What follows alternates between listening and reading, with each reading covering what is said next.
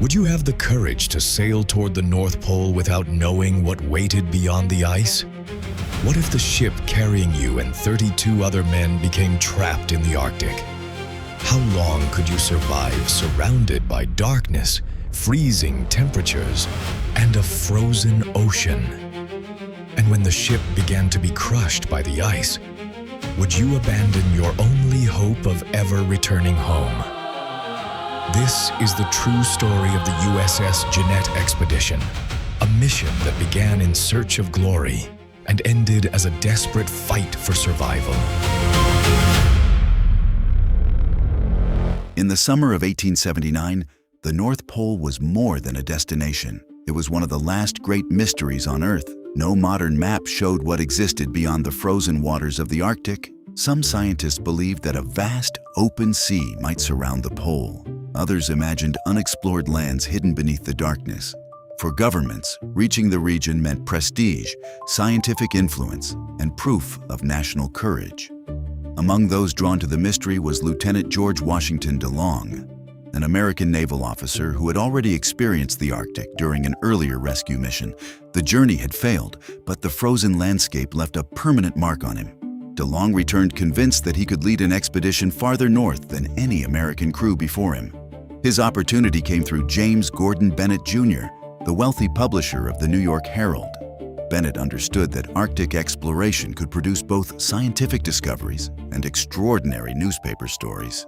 He agreed to finance a new expedition, while the United States Navy would provide the crew, discipline, and official authority. The vessel chosen for the mission had once belonged to the British Royal Navy. Originally named Pandora, it had already been used in Arctic voyages. After being purchased, refitted, and renamed the USS Jeannette, the ship was prepared for a journey that could last several years. She was not a large vessel. Her wooden hull, steam engine, sails, boats, sleds, scientific instruments, food, fuel, and medical supplies all had to fit into a confined space. Every object had a purpose. There would be no nearby port where the crew could replace a broken tool or replenish their provisions. DeLong selected men with different skills. Some were naval officers. Others had experience as sailors, engineers, hunters, doctors, meteorologists, or ice pilots.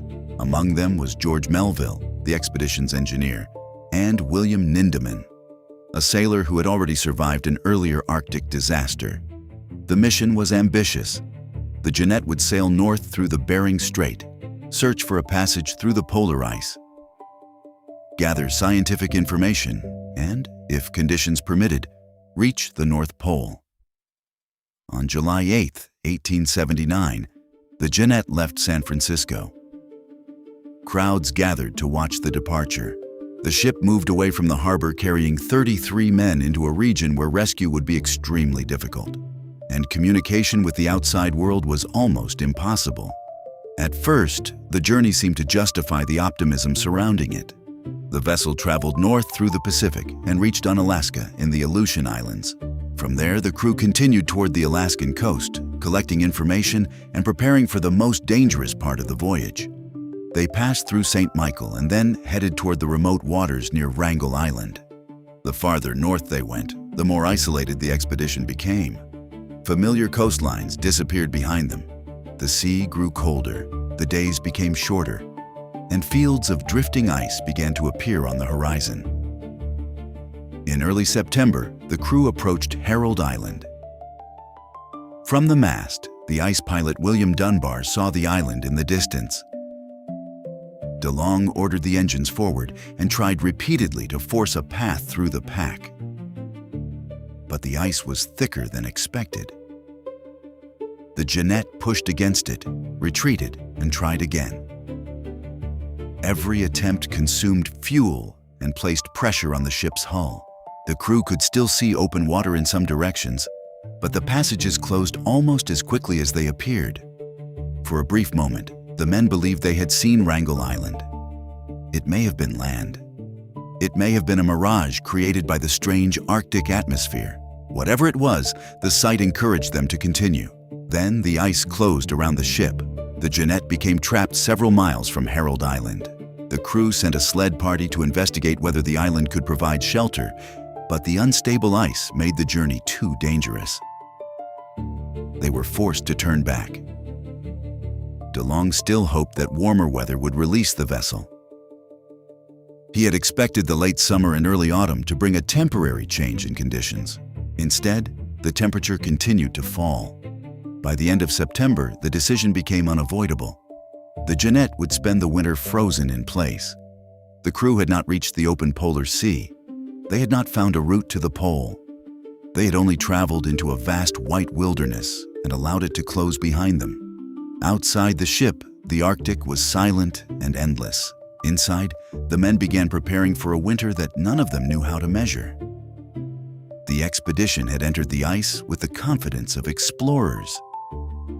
Now, the ice had become their prison. The first winter aboard the Jeannette began with uncertainty. The ship was still intact, and the crew had food, fuel, scientific instruments, and shelter. Compared with men stranded on the open ice, they were in a position of relative safety. But the vessel was no longer under their control. It could not sail. It could not turn. It could only drift wherever the frozen sea carried it. At first, the direction of the drift seemed unpredictable. Some days the ship moved toward the north. On others, it appeared to move backward. The crew could look toward Herald Island and see the same distant landscape for weeks. The monotony was dangerous. Every day followed almost the same pattern. Men took measurements, maintained equipment, hunted when possible, and recorded observations in the expedition's journals. The scientists studied the weather, the ocean, the ice, and the animals that appeared in the region. The mission was still producing valuable information, but the men had no way of knowing whether they would ever return to explain what they had discovered. As winter deepened, darkness dominated the landscape. The sun disappeared for long periods, and the temperature fell far below what most of the crew had ever experienced. The ship's walls provided protection, but they could not keep out the feeling that the Arctic surrounded them completely. The expedition had even brought an experimental electric lighting system designed by Thomas Edison. It was expected to illuminate the ship during the polar night, but the equipment failed to produce the powerful light that had been promised. The system was eventually abandoned. The failure was more than a technical disappointment. The crew had imagined the electric lamp as a symbol of modern progress entering one of the most remote places on Earth. Instead, they were left with lamps, darkness, and the sound of ice moving against the hull. Christmas came without celebration. DeLong described the day as one of the dreariest of his life. The men were alive, but they were far from home, trapped in a ship that was slowly being carried into an unknown region. Then, in January of 1880, the ice attacked the vessel directly. Pressure from the frozen sea breached the hull, and water began rushing into the lower part of the ship. Before we continue, if you enjoy true stories of exploration and survival, take a moment to like this video and subscribe. It helps us bring more forgotten chapters of history to the channel. The danger was immediate. If the crew could not stop the flooding, the Jeannette would sink beneath the ice long before they were prepared to abandon her. William Nindemann and Adolphus Sweetman entered the freezing water inside the damaged section. Working in brutal conditions, they tried to block the openings with whatever materials were available. Their actions bought the engineers time. George Melville then used parts of the failed electrical equipment to construct a mechanical pumping system. The crew also built a new watertight bulkhead. Slowly, desperately, they managed to reduce the flow of water. The ship survived, but the danger did not disappear.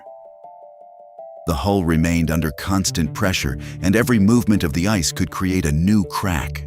For months, the Jeannette barely changed position.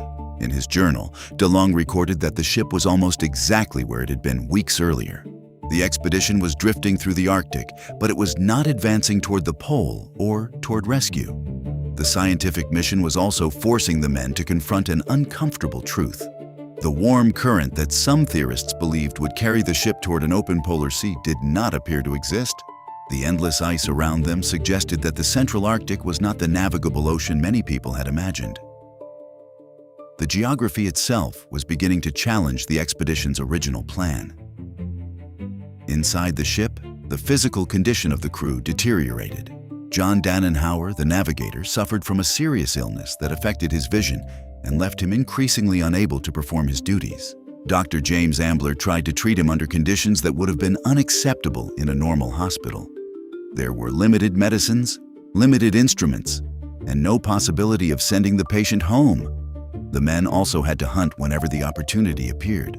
Seal and polar bear meat helped supplement their supplies, but hunting was never guaranteed. A missed opportunity could mean weeks of dependence on the food stored aboard the ship.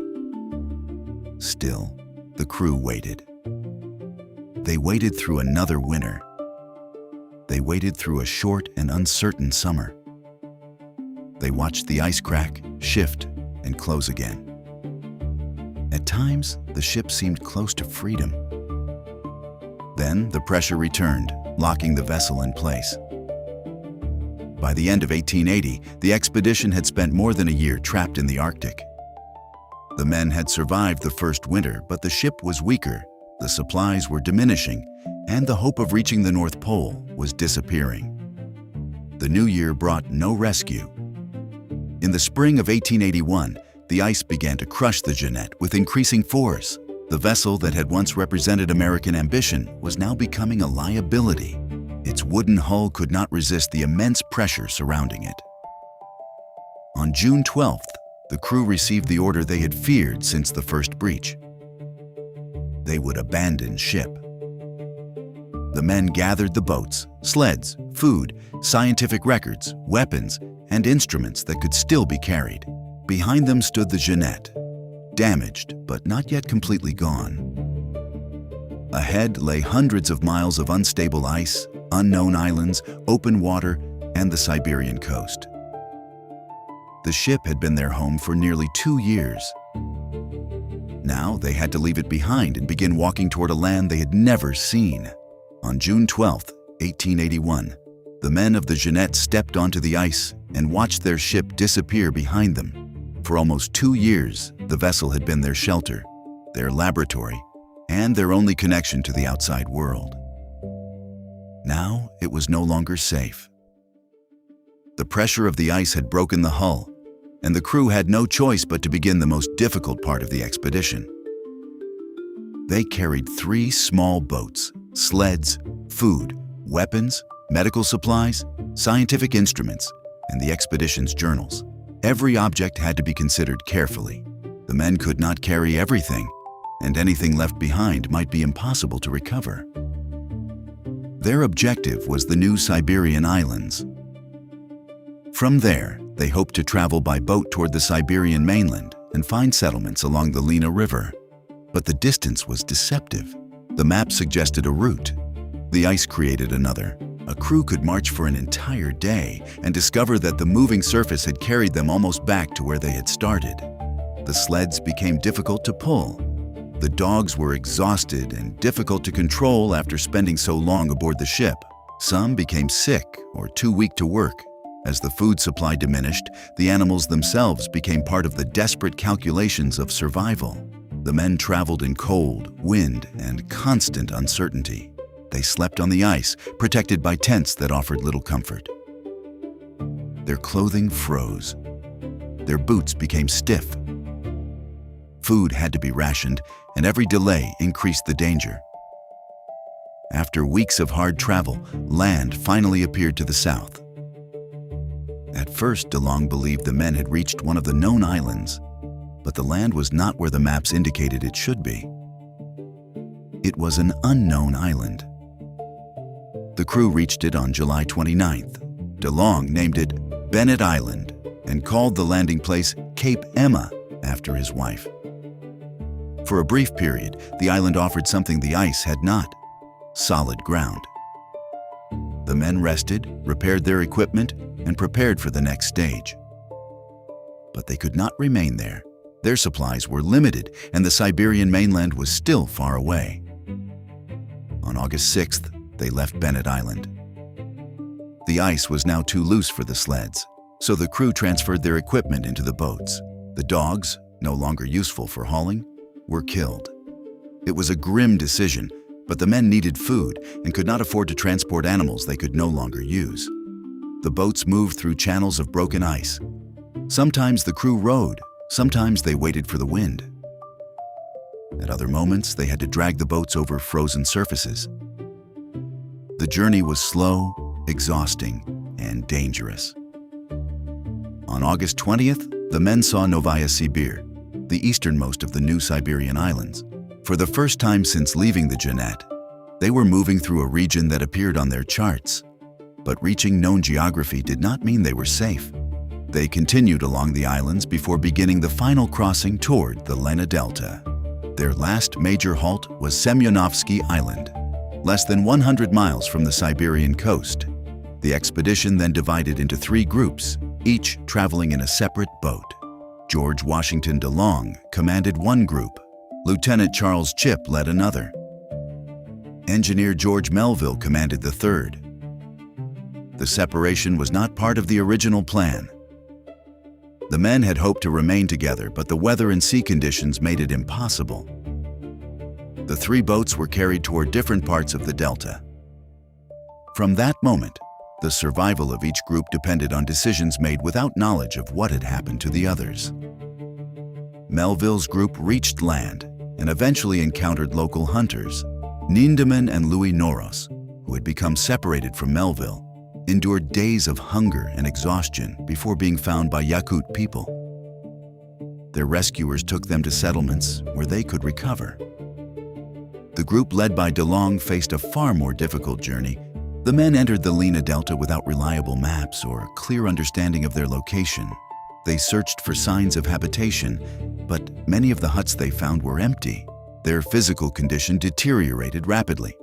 On September 21st, they discovered an abandoned hunting camp. A successful deer hunt briefly restored their food supply and their hope. But the improvement did not last. One of the men, George W. Erickson, suffered badly from frostbite and could no longer continue. On October 6th, he died inside an abandoned hut. The remaining men pushed onward, leaving notes and markers in the hope that the other groups would find them. DeLong continued recording events in his journal, even as food disappeared and the men became too weak to walk normally. Eventually, the group stopped at a place called Matvayev. There, during the final days of October, DeLong and several of his companions died from starvation and exposure. The rescue effort continued after Melville learned that DeLong's party had not reached safety. He returned to the delta and followed the notes left in stone cairns. The search party eventually found the burial site and recovered DeLong's journals, scientific records, and instruments.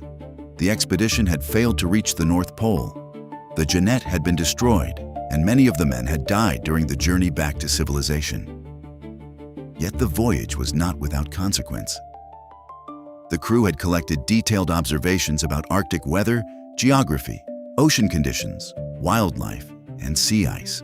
Their records preserved information from a remote environment during a period when almost no systematic measurements existed.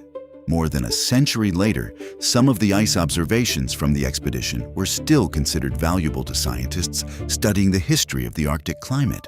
The Jeannette did not return as a symbol of triumph. It returned through its records, its maps, and the testimony of the men who survived. The expedition began with the belief that courage and technology could open a path through the unknown. Instead, it revealed something more difficult. The Arctic could absorb an entire ship, scatter its crew, erase its tracks, and still leave behind evidence of what had happened. For the men of the Jeannette, survival was never guaranteed. It was earned one frozen mile at a time. The story of the USS Jeannette reminds us how little the world once knew about the Arctic, and how much the crew sacrificed to expand that knowledge. If this story held your attention, please like the video, subscribe to the channel, and turn on notifications for more historical documentaries. What do you think was the greatest danger faced by the crew? The ice, the isolation, or the long journey across Siberia? Share your opinion in the comments and send this documentary to someone who enjoys true stories of survival.